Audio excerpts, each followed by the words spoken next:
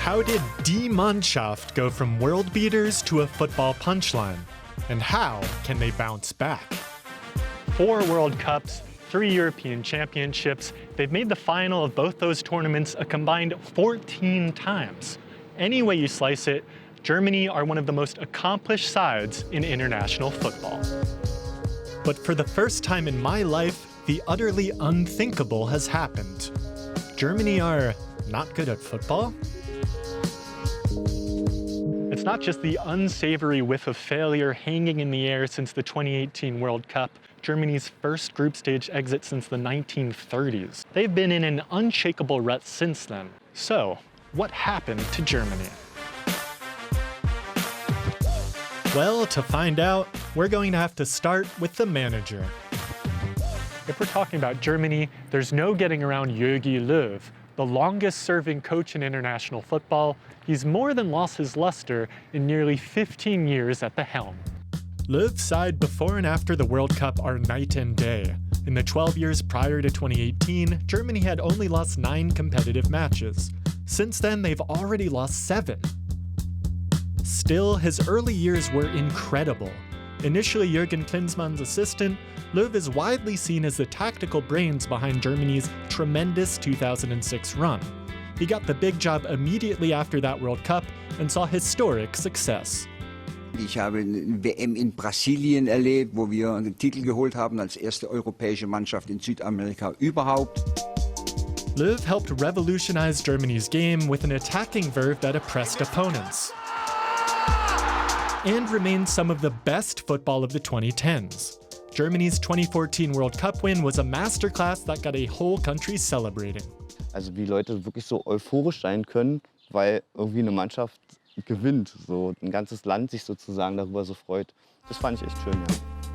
Germany fans and brothers, Basti and René, went wild celebrating that famous victory over Argentina.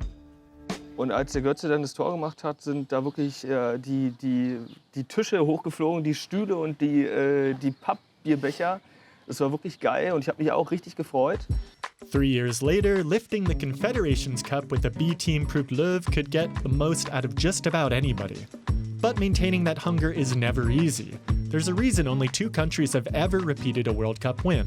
Löw opened up to Kickoff's Camilla about this in 2018. Wenn man normalerweise viele Erfolge feiert, dann ist es auch menschlich, dass man manchmal so ein bisschen gesättigt ist. Man verliert vielleicht auch den Hunger. Und das bedeutet, dass andere, die vielleicht noch ehrgeiziger sind, dann einen manchmal irgendwie vom Sockel stoßen. Deswegen die schwierigste Aufgabe ist immer, sich auf diesem hohen Niveau zu bewegen, ohne abzufallen. Keeping a coach on for multiple World Cup cycles is always a gamble.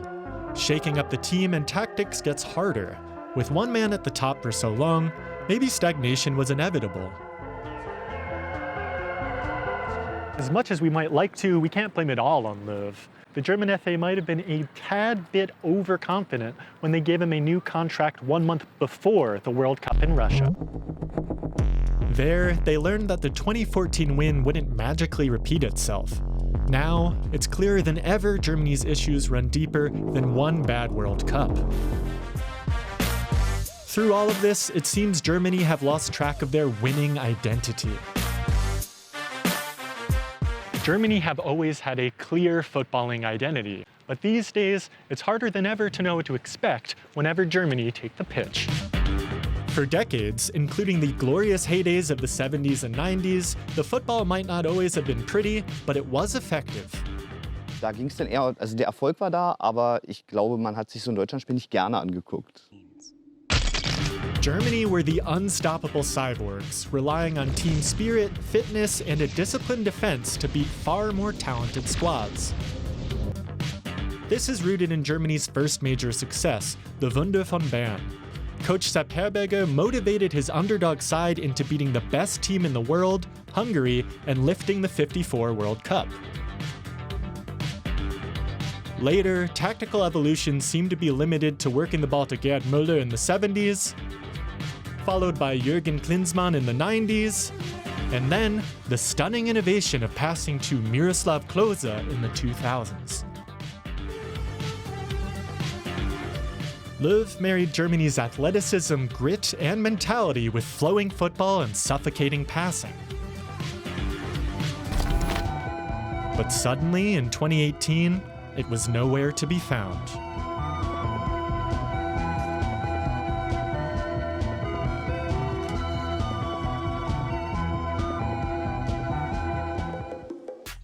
For former Germany international Stefan Kiesling, Germany's identity issues are clear, especially when you compare today's roster to his 2010 World Cup team, most of whom went on to win it all in Brazil. Manuel Neuer im Tor, hinten in der Abwehr mit Mertesacker, dann in der Zentrale die Spieler vorne mit Thomas Müller und Klose, also Philipp Lahm noch als Kapitän. Das war ein Schweinsteiger, der noch dabei war. Das war ein fester Kern, der da war in der Nationalmannschaft. Und im Moment ist es, denke ich, so, dass du eben gar keinen Kern hast.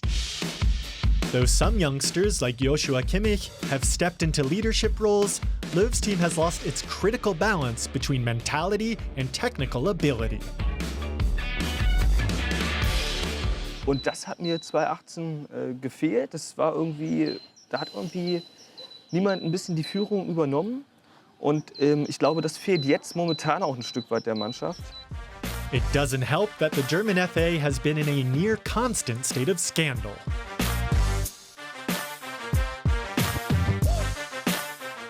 Off the field, instead of serving as a source of pride, the national team have spent the past couple years hounded by scandal, criticism, and doubt. First, Mesut Özil retired from D-Mannschaft in 2018, accusing the FA of racism over its handling of his photo with Turkish President Erdogan. The fallout unleashed a lengthy debate about racism in German football. In 2019, FA President Reinhard Grindel stepped down among accusations of mismanagement and bribery. Oddly enough, fans don't love this kind of stuff. Dazu muss man sagen, dass der DFB, da gab es ja auch ein paar Diskussionen, auch ein paar Skandale. Und das hat natürlich auch nochmal einen Effekt gehabt auf die, ich sage mal, Außenwirkung. On the pitch, Jogi Löw's decision to drop star players Thomas Müller, Mats Hummels, and Jerome Boateng has led to constant criticism. It also overshadowed Löw's attempt to build a new side with youth. In fact, it's the post-World Cup rebuild that has given Löw some of his biggest problems. The highs of Löw's tenure were fueled by an exciting crop of youngsters hitting their prime in his system, playing creative, beautiful football. After the debacle in Russia, a new generation was meant to take the reins, which hasn't quite gone to plan. Also ich glaube, dass es nur heutzutage leicht ist, wenn Kritik aufkommt, auf einmal zu verjüngen. Weil in dem Moment, in dem ich verjünge, habe ich immer eine Entschuldigung, wenn es mal nicht so läuft. Und das hat Jogi Löw gemacht. Ob es was bringt, weiß ich nicht. If avoiding criticism was Löw's plan, it didn't work. Müller, Boateng, and Hummels may have been in poor form, but using their experience to help new talent adjust would have been a safer bet. Especially now that Löw looks likely to bring at least one of them back for the Euros. Unless his true plan was to lull opponents into a false sense of security by removing big names from the squad, only to bring them back in a deft surprise move just before the tournament, then he's a genius. Meanwhile, working youngsters into the team hasn't gone smoothly. Gut, nach dem WM-Sieg, denke ich, ist die deutsche Mannschaft im Entwicklungsprozess gewesen. Und wir haben sehr, sehr viele junge, talentierte Fußballer in Deutschland. Und ja, da muss natürlich das alles zusammenpassen. Und da sind die noch in der, würde ich jetzt sagen, in der Empfindungsphase. Despite a raft of incredibly talented young players, Joshua Kimmich, Leon Goretzka, and Serge Gnabry are the only ones who have truly cemented themselves in the team. Of course, one can't assume the next generation will automatically match the 2014 winning cohort. Many exciting prospects, especially in the back, have developed into solid pros, but not quite world beaters.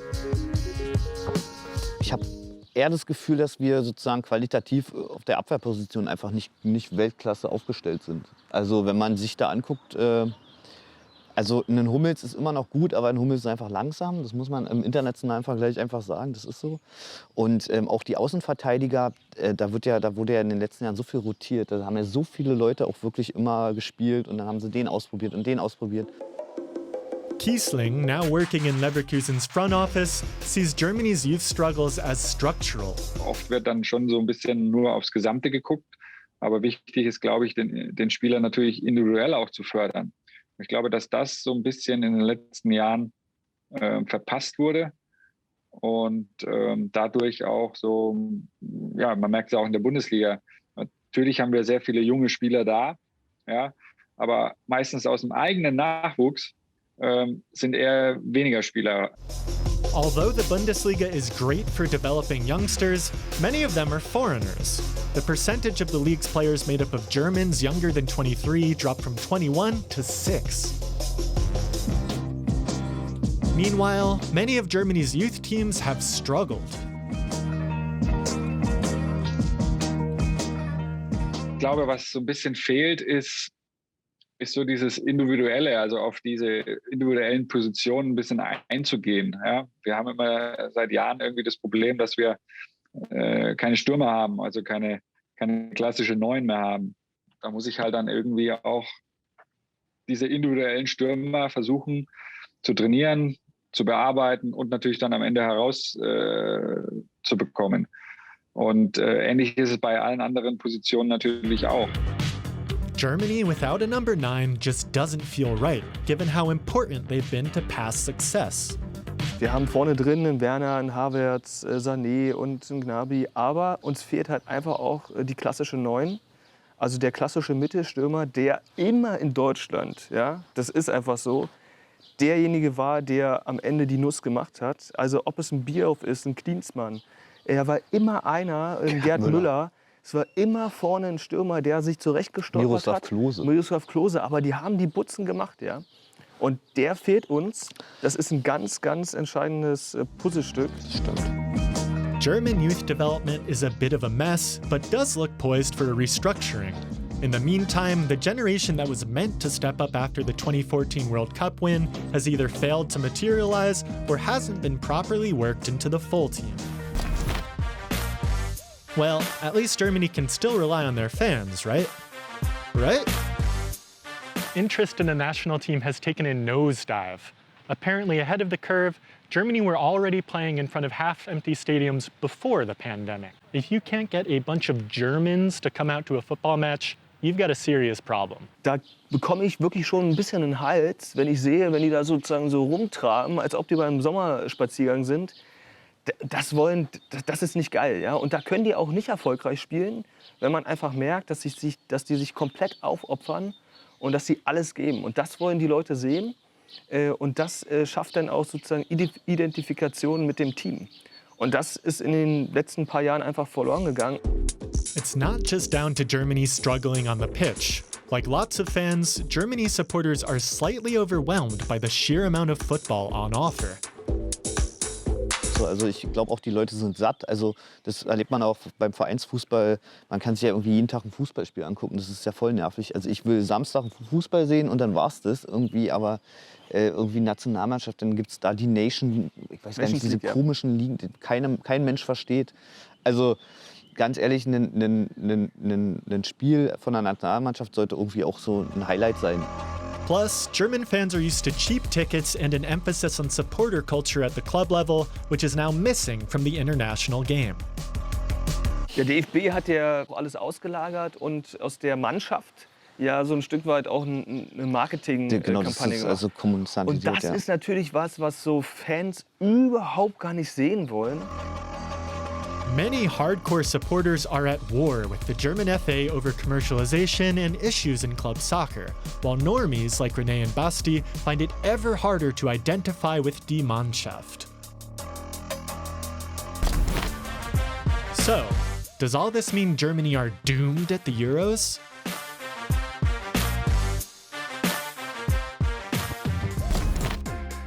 Even if things look bleak, is all the criticism a bit much?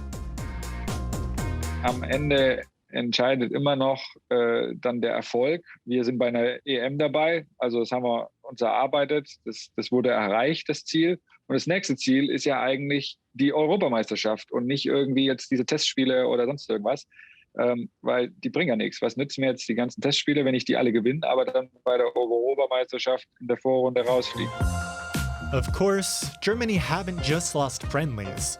The team that once triumphantly broke an entire nation's spirits and smacked Brazil 7-1 tasted their own bitter medicine, losing a Nations League match to Spain 6-0. Though for fans that have been around the block, playing poorly before a tournament doesn't ring any alarm bells. Ja, man sagt ja auch immer, man spricht ja bei Deutschland auch mal von einer Turniermannschaft. Also ich bin jetzt auch schon ein bisschen älter und ich weiß, also die haben nie gut gespielt vor großen Turnieren. Also die haben immer, da hat man mal gedacht, um Gottes Willen, wenn die Vorrunde schaffen, dann ist es gut. Still, things are looking rough. Germany lost their final competitive match before the Euros against North Macedonia. It was their first loss in a World Cup qualifier since 2001. Things have been going so well, Jogi Löw announced he's stepping down after the coming Euros. At least that helps take him out of the focus.